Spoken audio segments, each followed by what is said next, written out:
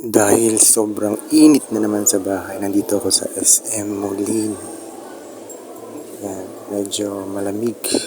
Sobrang init sa bahay, so lumabas muna tayo. Pasyal, video, hanap ng content para matuwa naman si Facebook.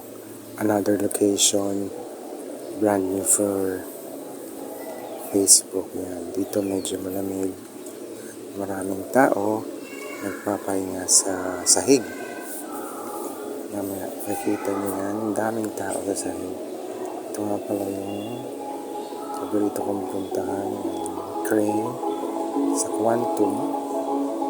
Daming yung crane. Dito pa sa mall, malamig. Makakapag-relax ka, makakaisip ka ng content na pwede mo i-video at i-post sa Facebook. Hope you like my video. Nasa SM nga pala ako. SM Molino. Dito yan sa Bacoor, Cavite.